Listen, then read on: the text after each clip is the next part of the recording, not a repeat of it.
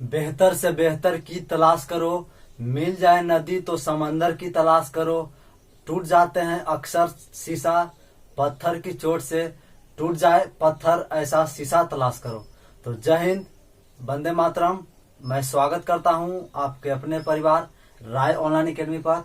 तो जैसा कि आज जान रहे हैं कि आज विजयदशमी यानी दशहरा का महापर्व है। तो वीडियो स्टार्ट करने से पहले माँ दुर्गा से यही हमारी प्रार्थना है, विनती है कि हमारे चैनल पर जितने भी लोग देख रहे हैं, वीडियो को लाइक कर रहे हैं और जो बाद में वीडियो को देखेंगे सभी को मनोकामना पूर्ण करें। और साथ ही इस साल में सभी को नौकरी देने में सक्षम, मतलब दें, सभी को नौकरी दें। माँ दुर्गा से हम लोग बार बार यही विनती करते हैं, हे माँ दुर्गा, हमारे चैनल पर जितने भी लोग आए हैं सभी को खुशहाली दें, बहुत बहुत शुभकामनाएं दें, उनके मन हमेशा पॉजिटिव थिंकिंग दें, जिससे जो उनका लक्ष्य है वो लक्ष्य को अपने प्राप्त करने में मदद करे। तो आप सभी को दुर्गा पूजा की ढेर सारी शुभकामनाएं। और दिल हम उम्मीद करते हैं कि आप बहुत अच्छे होंगे और खूब ध्यान लाकर पढ़ रहे होंगे। तो चलिए, जैसा कि थंबनेल ने आपने देख लिया होगा कि आज हम लोग बिहार दरोगा यानी सब इंस्पेक्टर के पूरा जितनी भी जानकारी है सभी को हम लोग इस वीडियो में हम लोग डिस्कशन करने वाले हैं कि क्या इसका बिहार दरोगा का क्या क्वालिफिकेशन रहता है, उसका क्या सिलेबस है, क्या उसका एग्जाम लेने का पैटर्न है। उसके बाद देखेंगे हम लोग क्या क्या उसमें क्या क्या स्मार्ट वर्क करें जिससे हम लोग कम समय में यानी फर्स्ट या सेकंड अटेम्प्ट में ही हमारा सिलेक्शन हो जाए। तो चलिए हम लोग अपने वीडियो को स्टार्ट करते हैं। तो मेरे रूप से हम लोग का फोकस है कि इस बार डबल स्टार है ना, यानी डबल स्टार लग गया है बिहार दरोगा। और देखिए, बहुत सारे स्टूडेंट बार बार कमेंट में समझिए कि भर ही दिए थे कि सर उनका प्रश्न था कि how to crack Bihar SI यानी बिहार दरोगा यानी बिहार सब इंस्पेक्टर को हम लोग क्रैक कैसे करें, है ना, यानी एग्जाम को क्वालिफाई कैसे करें। देखिए, आपको पता हुआ कि नई सरकार जब गठित हुआ, जब नई सरकार बन गई है तो आप देख ही रहे हैं कि मतलब हम लोग सुबह उठते ही हैं, अखबार में एक डेली ना डेली वैकेंसी आ ही रहा है बिहार में, खासकर बिहार में। तो इसको बहुत बड़ा अपॉर्चुनिटी आपको मिला है, अवसर मिला है कि इसको गवाने न दे, है ना। तो ये हमारा एक कोशिश है कि आने वाला समय में यानी इसी लगभग अक्टूबर के अंत में या फिर नवंबर में फर्स्ट में वीक में देखिएगा तो आपका बिहार पुलिस या दारोगा का तो लगभग देख लीजिए तो 2500 से करीब आपका सीट आने वाली है ना, लगभग 2500 के आसपास। वहीं 20 आगे और 20 पीछे हो सकता है, लेकिन एग्जैक्ट जैसा कि सूत्र से हम लोग को पता चल रहा है कि लगभग 2500 के आसपास आपका अराउंड सब इंस्पेक्टर और उसी में सर्जन का पोस्ट मिलाकर लगभग 100-150 सर्जन का रहेगा और बाकी रहेगा सब इंस्पेक्टर यानी एसआई का। तो जो स्टूडेंट जो साथी इसे उम्मीद से लगा रहे थे कि कब वैकेंसी आए तब हम तैयारी करेंगे, तो ये भूल जाइए। ऐसा आपका सिलेक्ट पहले होता था, यानी आज से 10 साल 15 साल पहले कि एक वैकेंसी जब आती थी 2 साल 3 साल लग जाता था, यानी एग्जाम आया नोटिफिकेशन तो 2 साल बाद एग्जाम होगा। तो वो पहले वाला कंडीशन था। लेकिन अब देख रहे हैं कि बोर्ड है ना, यानी आयोग है, एकदम समझिए कि एकदम कंटिन्यू हो गया है। अभी हाल फिलहाल में देख लीजिए बीपीएससी का 66 यानी 67 का एग्जाम ही हुआ प्रीलिम्स का, उसका मेंस का डेट आ गया। फिर 68 का जनवरी में उसका एग्जाम भी आ गया। इतने नहीं, 69 है ना, इतना आगे आयोग निकला हुआ है कि समझ सकते हैं कितना आगे है। तो ऐसा नहीं कि केवल आयोग को आगे रहने से आपका सिलेक्शन हो जाएगा, इसके लिए आपको ही आगे रहना है ना। समय रहते आप संभल जाइए कि आपको क्या करना है ना, वरना आपको समय बता दे कि आपको क्या करना है ना। देखिए, समय रहते अगर आपने संभाल लिया तो दुनिया के हर चीजों को आप प्राप्त कर सके।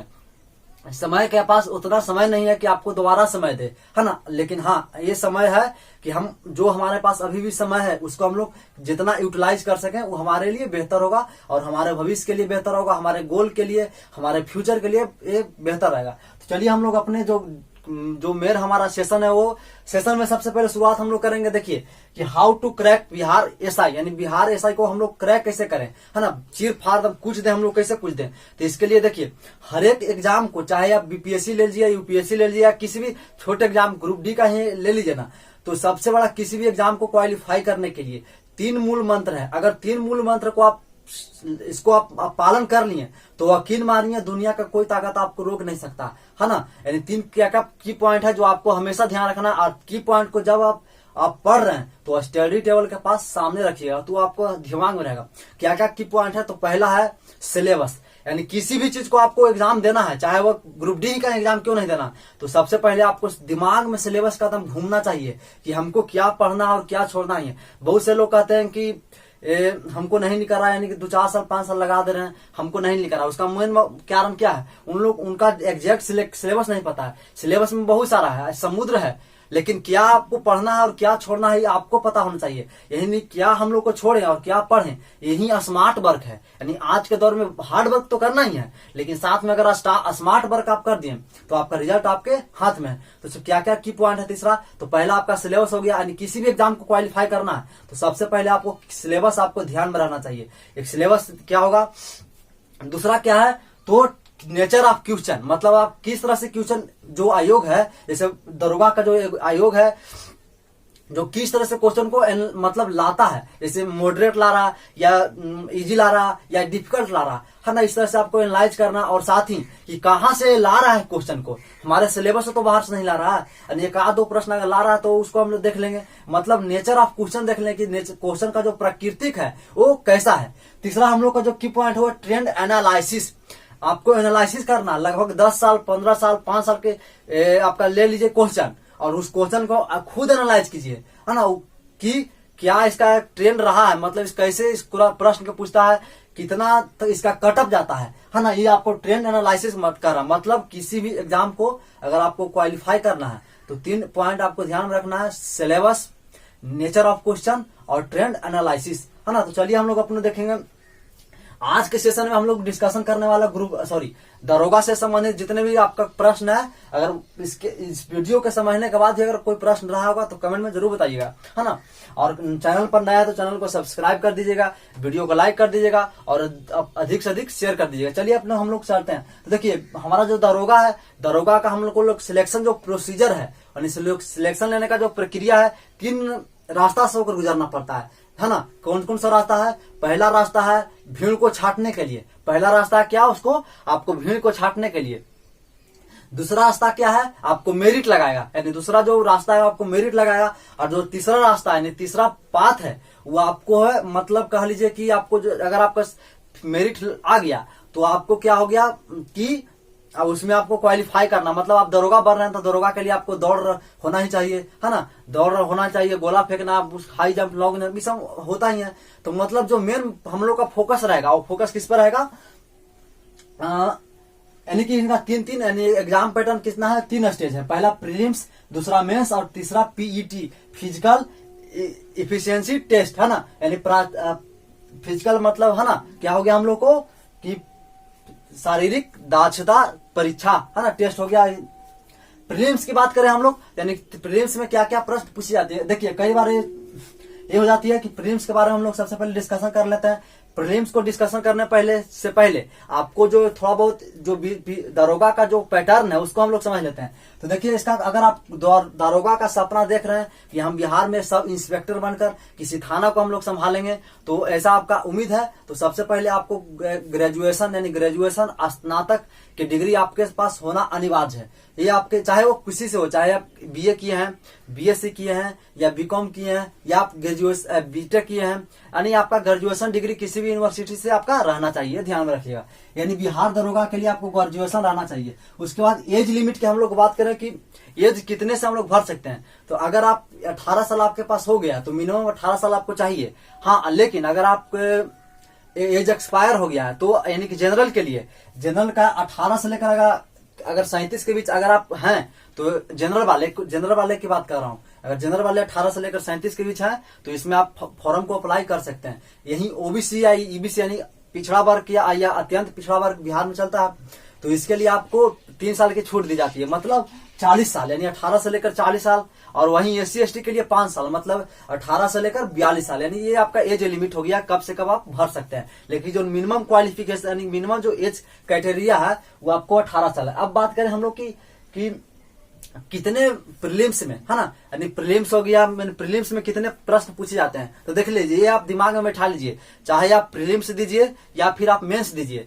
आपको 100 प्रश्न आपको मिलेगा और प्रत्येक प्रश्न 2 मार्क का होगा, प्रत्येक प्रश्न कितने मार्क का हो गया, 2 मार्क का, है ना। 2 मार्क का आपका 2 प्रश्न होगा तो टोटल आपका कितना हो गया, 200 मार्क्स का। तो समझ में आ गया कि ना गया, तो 200 मार्क्स का ये आपका हो गया। उसके बाद देखें हम लोग मोड, यानी एग्जाम लेने का कैसा रहेगा, ऑनलाइन या ऑफलाइन। तो जो दरोगा का एग्जाम होता है वो ऑफलाइन ही होता है, यानी वो आपको पेन और OMR शीट दिया जाएगा और उसी OMR शीट के द्वारा आपको फिल करना है ना। ये चीज हो गई। अब देखेंगे हम लोग इसमें नेगेटिव मार्किंग रहता है कि नहीं। जैसे बीपीएससी में देख रहे हैं कि बीपीएससी के जो प्रीलिम्स होता है उसमें नेगेटिव मार्किंग नहीं है, लेकिन क्या इसमें रहता है कि नहीं जी, इसमें रहता है, लेकिन ना के बराबर निगेटिव मार्किंग रहता है। जैसे देखिए इसका निगेटिव मार्किंग ये है कि 0.2 है, मतलब समझिएगा, या 1/10 समझिए क्या कि मान लीजिए आपने क्या किया, यानी कि 10 प्रश्न है, क्या है, यानी 10 प्रश्न है और उस 10 प्रश्न से अगर एक प्रश्न गलत कर रहे हैं तो आपको एक यानी कि 10 प्रश्न है,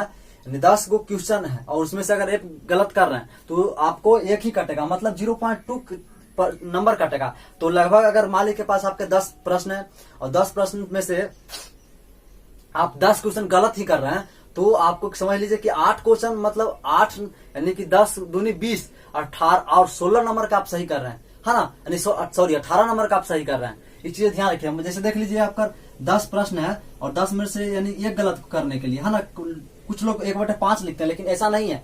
इसका डायरेक्ट यानी कि जो आयोग है 0.2 लिखता है। 0.2 कहने का मतलब मान लीजिए कि आप 10 प्रश्न आपने बनाया, एक प्रश्न कितने मार्क का है, 2, यानी कि 20 नंबर का। मान लीजिए कि 10 में से आपका 2, यानी कि 10 में से आपका देख लीजिए 10 प्रश्न आपने बनाया और इसमें से एक प्रश्न गलती हो गया, 2 गो प्रश्न या 5 को ही मान लीजिए ना, यानी 5 को अगर मान लें, यानी 5 प्रश्न भी आपको गलत कर रहे हैं, है ना। 10 प्रश्न बनाए उसमें से अगर 5 प्रश्न भी गलत कर रहे हैं तो जोड़िएगा 5 दूनी 10, यानी कि 1 नंबर ही आपको कटने वाला है ना। बहुत न के बराबर है कि आपका निगेटिव मार्किंग रहता है। तो ये आपका हो गया जो जनरल पैटर्न है एग्जाम का, वो आपका हो गई। अब हम लोग बात करेंगे प्रीलिम्स के बारे में। तो देखिए प्रीलिम्स को हम लोग कई स्टेज में बांट कर हम लोग अध्ययन करते हैं और इसका सिलेबस देखेंगे, है ना। सबसे पहले हम लोग देखेंगे इसमें जनरल स्टडीज यानी सामान्य अध्ययन, उसके बाद जनरल साइंस और मैथ, है ना। ये 3 सेक्शन है जो आपको प्रीलिम्स को क्वालिफाई करने में काफी मदद और हेल्प करेगा। क्या है देखिएगा, जनरल स्टडीज में लगभग 75 मार्क्स का, यानी 75, 1-2 नंबर आगे पीछे हो सकती है, ऐसा नहीं कि, है ना। वो तो आपका सेटर पर डिपेंड करता है कि क्वेश्चन किस तरह से सेट कर रहा है। तो लगभग हम लोग अप्रोक्स माने तो लगभग 75 के आसपास आपका जनरल स्टडी से क्वेश्चन पूछी जाती है। तो ये आपका 75 क्वेश्चन हो गया जनरल स्टडी से। जनरल साइंस यानी सामान्य विज्ञान की बात करें तो 20 प्रश्न आता है और मैथ से आता है कितने प्रश्न, 5 प्रश्न। ये हो गई, यानी ओवरऑल हम लोग देखें तो 100 प्रश्न आपको रहेगा पीटी में और उसी पीटी में से आपको 75 क्वेश्चन रहेगा लगभग, सॉरी हाँ 75 क्वेश्चन रहेगा कहाँ से, तो जनरल स्टडी मतलब हिस्ट्री आएगा, ज्योग्राफी आ गया, पॉलिटी हो गया, इकोनॉमी हो गया, मिक्सलेनियस हो गया और करंट अफेयर। ये आपका हो गया जनरल स्टडी, इसमें 75 नंबर का आएगा। और साथ ही जनरल साइंस में की बात करें तो फिजिक्स, केमिस्ट्री और बायोलॉजी से आपका आएगा 20 नंबर का। और मैथ के 5, ये मैथ लगभग देखिएगा तो समान रहता है, नॉर्मल मैथ रहती है। आप हर एक बच्चा इसका लगभग 5 में से 4 या 3 बना ही लेता है, ये ध्यान रखिएगा। अब हम लोग देखेंगे जनरल स्टडी में पर्टिकुलर जो सब्जेक्ट है उस पर कितना वेटेज है। तो हिस्ट्री की बात करें तो अगर हिस्ट्री आपने कमांड कर लिया, यानी हिस्ट्री से हम लोग देखें तो हिस्ट्री को 25 प्रश्न है, पॉलिटी से लगभग 6 प्रश्न, इकोनॉमिक्स से 6 प्रश्न, सॉरी 4 प्रश्न रहता है, जियोग्राफी से 15 प्रश्न और करंट अफेयर बहुत इंपॉर्टेंट रोल निभाता है पीटी के एग्जाम के लिए, 20 प्रश्न रहता है। और मिक्सलेनियस मतलब विविध, ये जैसे देख लीजिए बिहार के प्रथम मुख्यमंत्री कौन थे, या भारत के प्रथम प्रधानमंत्री कौन थे, या विश्व के प्रथम महिला प्रधानमंत्री कौन थी, है ना। ये सब चीजें मिक्सलेनियस में आ गई आपको। अब देखिए हिस्ट्री को आपको पता हो कि हम लोग कितने सेक्शन में बांट कर चलते हैं, 3 सेक्शन में, एंशियंट, मेडाइवल और क्या, एंशियंट, मेडाइवल और मॉडर्न, एंशियंट, मेडाइवल और मॉडर्न, हम ना यानी कितने सेक्शन में हम लोग बांट कर चलते हैं एंशियंट को, है ना। और देखिए यानी 12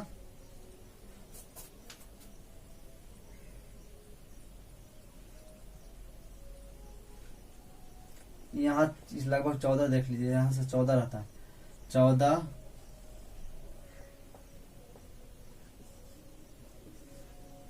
देखिए एंशियंट में लगभग देखें हम लोग तो 6 प्रश्न यहाँ से आती है, यानी एंशियंट से आपको 6 प्रश्न आएगा और मेडाइवल से 5 प्रश्न और मॉडर्न आपका काफी इंपॉर्टेंट रोल निभाता है, लगभग 14 से 15 प्रश्न यहाँ से आ ही जाता है। है ना। उसके बाद देखिए हम लोग ज्योग्राफी को हम लोग 3 सेक्शन में बांट कर पढ़ा जाता है। एगो हम लोग इंडियन ज्योग्राफी हो गया जिसके भारत के भूगोल कहते हैं, वर्ल्ड ज्योग्राफी हो गया विश्व के भूगोल कहते हैं, और फिजिकल ज्योग्राफी मतलब आपका देख लीजिए तो फिजिकल है ना, भौगोलिक आपका देख लीजिए। तो इंडियन ज्योग्राफी में लगभग 8 प्रश्न आता है यहाँ से। फिजिकल ज्योग्राफी में हो गया यानी तो 5 प्रश्न यहाँ से आए, यानी इसमें आपको क्या पढ़ना है, सूर्य के बारे में, ग्रह के बारे में पढ़ना है ना। ये आपका वर्ल्ड हिस्ट्री में वर्ल्ड ज्योग्राफी में हम लोग 2 यहाँ प्रश्न आ ही जाता है। तो ये आपका ओवरऑल और हो गया आपका। उसके बाद हम लोग देखेंगे तो जनरल स्टडी। अब बाकी जो बच रहा करंट अफेयर, तो करंट अफेयर में 20 प्रश्न यहाँ से आता ही आता है। और 20 प्रश्न कहाँ से आता है, ये लगभग 4 प्रश्न ऐसा रहता है कि आपको लगभग पार्टिकुलर टॉपिक से मतलब रिपीट करता है, क्वेश्चन रिपीट नहीं करता है। क्योंकि करंट अफेयर है तो क्वेश्चन रिपीट नहीं करेगा, लेकिन आपका जो टॉपिक है वो रिपीट करता है। उसके बाद मिक्सलेनियस आपका हो गया। जनरल साइंस की बात करें तो 3 सेक्शन है, फिजिक्स, केमिस्ट्री और बायोलॉजी। फिजिक्स के लगभग 6 प्रश्न, केमिस्ट्री से 4, और बायोलॉजी सबसे बड़ा सेक्शन है जिसमें 10 प्रश्न आता है। और मैथ के बारे में आपको बताएं कि 5 प्रश्न आता है, और यहाँ से 1 प्रश्न आपका आएगा परसेंटेज से आएगा, 1 प्रॉफिट एंड लॉस से आएगा, 1 सर्कल से आएगा, है ना, अलजेब्रा से आएगा। यानी कुल मिलाकर 4-5 प्रश्न यहाँ से आती है, और लगभग 3 से 4 प्रश्न, यानी 5 में से 4 या 3 प्रश्न हर लोग बना ही देते हैं। तो ये नॉर्मल चीज होगी। यानी आपको जीएस में अगर कमांड है, यानी जनरल साइंस और जनरल स्टडीज, इसमें तो आप जो दारोगा है वो आप निकाल लीजिएगा, है ना। तो देखिए जो मेन आपको क्या क्या आपको है कि इस जो जितने भी सेक्शन देख रहे हैं, इसके लिए अगर आप अभी भी आप किस हमसे अगर नहीं जुड़े, चैनल से नहीं जुड़े हैं, तो आप सभी से एक इन्फॉर्मेशन बताते हैं कि हम लोगों ने जीएस का एक फाउंडेशन बैच चला रहे हैं। उसमें अगर आप जुड़ना चाहते हैं तो जुड़ सकते हैं। ये आपका इच्छा पर, ऐसा नहीं कि आपको जोर जबरदस्ती से कहा जा रहा है, लेकिन हाँ एक बार जरूर जुड़ कर देखिएगा कि कितना हम लोग बेहतर आपको क्वांटिटी आपको दे सकते हैं, आप जितना हम लोग हो सकते हैं। तो हम लोग का चैनल है राय ऑनलाइन एकेडमी, जैसा कि आप अभी जुड़ रहे हैं। तो इस चैनल पर हम लोग पूरा जीएस का सेक्शन कंप्लीट करते हैं, चाहे जनरल स्टडीज की बात करें, चाहे जनरल साइंस की बात करें, या फिर मैथ का सेक्शन। यानी पूरा देखिए, कुछ लोग कहते हैं कि आप पार्टिकुलर टॉपिक पर क्या कीजिए, यानी बिहार दरोगा का अलग तैयारी करवाइए, बिहार एसएससी का अलग करवाइए, या बिहार पुलिस का। देखिए हमारा यही कहना है कि कब तक आप ये कहिए कि हम दरोगा की तैयारी कर रहे हैं, ग्रुप डी की तैयारी कर रहे हैं, एसएससी की तैयारी कर रहे हैं। अरे भाई सबका वही है, थोड़ा अलग डीपली है। जैसे ऐसा थोड़ी है ना कि जैसे भारत का आजाद कब हुआ, 15 अगस्त 1947 को। ऐसा नहीं कि आप ग्रुप डी में इसको 15 अगस्त 1947 कहेगा, दरोगा में इसको 16 अगस्त का देगा, ऐसा नहीं, सब सेम चीज है। लेकिन हाँ थोड़ा आपको डीप जाना है, और डीप हम लोग इसीलिए, जो फाउंडेशन बैच होता है वो डीप होता है, तो हम लोगों ने डीप पहले पढ़ा रहा है। आजकल तो ग्रुप डी का यानी दरोगा से भी हार्ड ग्रुप डी का ही एग्जाम ले रहा है, समझ रहे हैं, क्योंकि उसमें ज्यादा लोग उसमें शामिल होते हैं। लगभग 2 से 2.5 करोड़ अभी लोग रेलवे के एग्जाम में शामिल हुए थे, फॉर्म भर रहे थे। अभी हाल फिलहाल में उनका एग्जाम ही चल रहा। तो देखिएगा यानी कि ये आपका हो गया किसमें, तो आपका जीएस में कमांड है, तो जीएन हमसे जुड़ सकते हैं। अभी आपका देखिए तो एंशिएंट हम लोगों ने कंप्लीट कर चुका है, प्राचीन भारत हम लोगों ने कंप्लीट कर चुका है। मॉडर्न यानी कि आपका दशहरा, यानी आज दशहरा है 10वीं, उसके बाद 11वीं से हम लोग कल से मेडाइवल को स्टार्ट कर रहे हैं। इंडिया ज्योग्राफी में हम लोग बात करें तो ज्योग्राफी में इंडियन ज्योग्राफी 4 से 5 क्लास में भी आपका समाप्त हो जाएगा। पॉलिटी की बात करें तो पॉलिटी में हम लोग ने लगभग अनुच्छेद को स्टार्ट करने वाले हैं। इकोनॉमिक्स आपका स्टार्ट होगा ही, मतलब हम लोग का डेली क्लास 2 से 2.5 घंटा डेली होता है ना। और जुड़ जाइएगा, डेली हम लोग लाइव से जुड़ते हैं 9 से 10, डेली हम लोग 9 से 10 और 10 से 11 आपका डेली लाइव का टाइमिंग रहता है। फ्री में, ऐसा नहीं कोई पैसा आपको लग रहा है ना, ये आपको जुड़ सकते हैं। बहुत इंपॉर्टेंट हम लोग पढ़ाते हैं। मिक्सलेनियस आपका फिजिक्स में हम लोग लगभग 1 से 2 यूनिट कर देंगे। बायोलॉजी का ही सेक्शन हम लोगों ने, जो आपका डाइजेस्टिव सिस्टम है, पाचन तंत्र, उसको हम लोगों ने कंप्लीट कर चुका है। तो ये चीजें हो गई आपको, जो पूरा है लगभग हम लोग देखें तो सब चीजें हो गई है। तो यही आपका है जो फिजिकल किसके लिए है आपका, ये आपका प्रीलिम्स के लिए। प्रीलिम्स में अगर इतने चीजों को आपने कवर कर लिया तो ये आपका प्रीलिम्स निकल जाएगा। बाकी हम लोग मेंस में, तो मेंस में तुरंत हम लोग वीडियो तुरंत अभी देखेंगे इसमें। उसके बाद पीटी में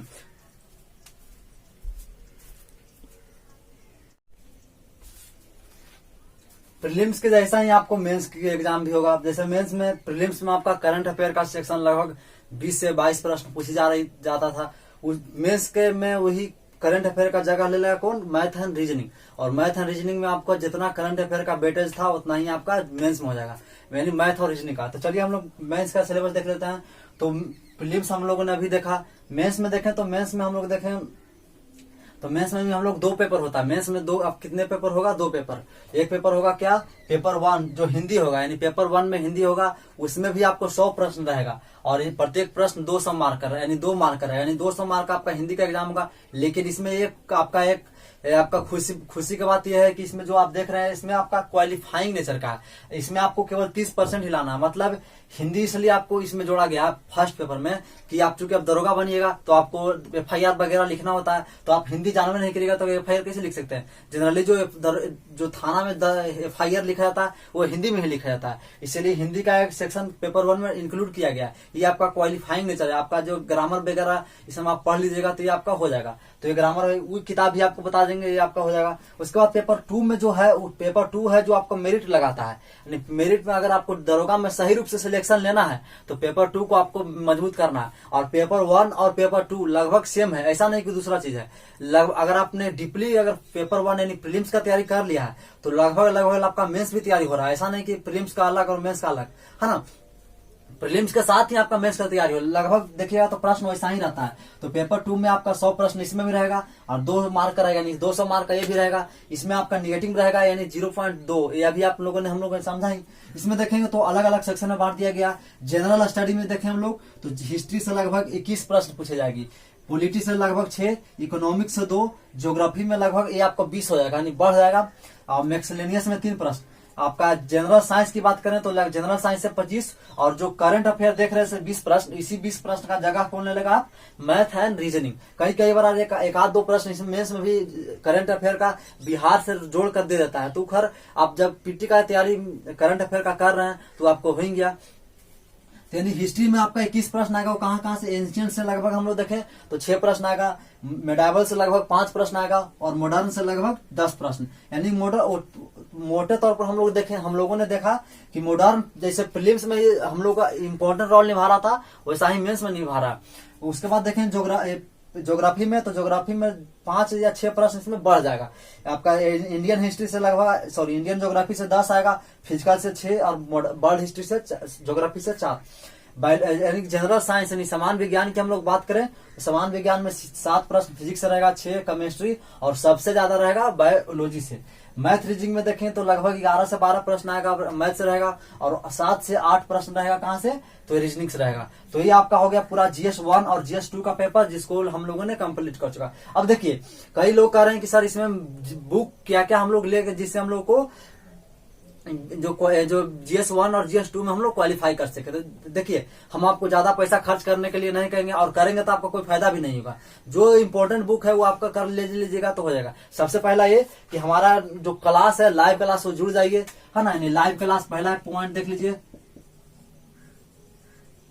दूसरा हो गया यानी लाइव क्लास हमसे जुड़ गए तो हमारे नोट से ही आपको अच्छा कवर हो जाए। लेकिन कुछ चीजें आपको लगता है कि नहीं हम नोट से नहीं होगा, लेकिन हम यकीन दिला रहे हैं कि नोट से अगर देखिएगा हमारे नोट से अगर दरोगा का एग्जाम क्वेश्चन लेके तो आप लगभग बन ही जाता है, यानी बन ही जाएगा। बन जाता है क्या? बन जाता है। तो अगर विश्वास नहीं हो तो आपको 3 बुक दे रहे हैं, वो आपको काफी सस्ता है और सबसे इफेक्टिव किताब। ऐसा नहीं कि आपको सस्ता है तो लेकिन इफेक्टिव नहीं है, इफेक्टिव भी है। पहला लाइव क्लास हमसे जुड़ाइए। दूसरा आपका देख लीजिए, सबसे पहले आपको जानना है सिलेबस, और सिलेबस जानने के लिए आपको क्या एक क्वेश्चन बैंक लेना पड़ेगा। क्या लेना पड़ेगा आपको? Question bank.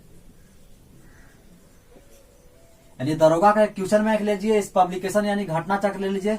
घटना चक्र का एक किताब आता है यानी आपका क्वेश्चन बैंक। दरोगा का एक बिहार दरोगा क्वेश्चन बैंक ले लीजिए। दूसरा लूसेंट दम आपके पास होना जरूरी है ना। लूसेंट कहते हैं कि अथाह समुद्र है ना। लूसेंट आप जैसे हमारे अगर आप नोट्स पढ़ लिए यानी नोट्स आप लूसेंट एक तरह से एक फ्लो चार्ट की तरह आपको पढ़ना है। हमारे अगर नोट्स हमारे साथ लाइव क्लास से अगर जुड़ गए और 1 से 2 बार रिवीजन कर लिए तो आपको लूसेंट अपने आप बनते चल जाएगा, चाहे ऑब्जेक्टिव हो सब्जेक्टिव हो। लेकिन आप सब्जेक्टिव ही लीजिएगा, वो बेहतर रहेगा। उसके बाद एक किताब करंट अफेयर के लिए वो है आपका स्पीडी, है ना। यानी स्पीडी बहुत अच्छा भी किताब चल रहा है। रियल ट्रेनिंग इन वर्तमान फ्यूचर में चल रहा है क्या? यही आपका स्पीडी जो है काफी इंपोर्टेंट चल रहा है। तो ये आपका हो गया बुक से संबंधित, यानी 4 चीज आपको कॉपी करना ही करना है।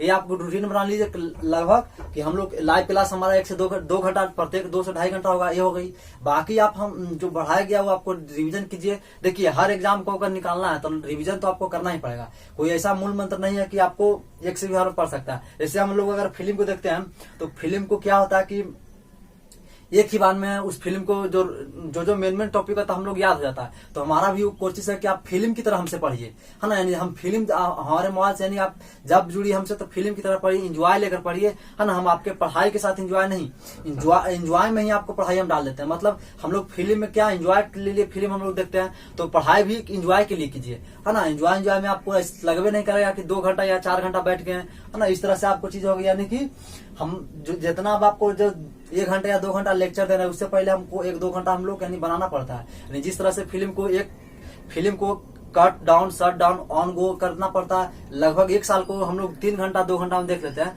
ठीक उसी प्रकार हम आपके पास आ रहे हैं तो ऐसा नहीं कि 1 घंटा पढ़ा देते 1 घंटा, इसके पहले बहुत सारा हमारा मेहनत है, हम मेहनत खुद करके यहाँ आते हैं। तो ये आपका हो गया। तो ये किताबें बुक से बाकी आपका प्रीलिम्स हम लोगों ने समझ लिया, मेन समझ लिया, पीईटी फिजिकल इफिशियंसी टेस्ट, मतलब ये आपको आपका एक दौर होगा। दौड़ में आपका इसमें आपका केवल आपको क्वालिफाई कर लीजिएगा, जो मेरिट लगता है वो मेंस पर लगता है। मेंस के भी जेईएस पेपर 2 पर लगता है, यानी पेपर 2 पर आपका मेरिट लगता है। तो इसमें आपका दौड़ होगा, दौड़ में आपको दौड़ हो गया, लड़का है तो 1600 मीटर दौड़ होगा, 6 मिनट टाइम मिलेगा। लड़की है तो 1000 मीटर दौड़ना है और आपका 6 मिनट टाइम इसमें मिलेगा। उसके बाद गोला फेंकना है, यानी 16 पाउंड का 16 फीट गोला फेंकना है और 12 पाउंड का 10 फीट गोला फेंकना लड़की को।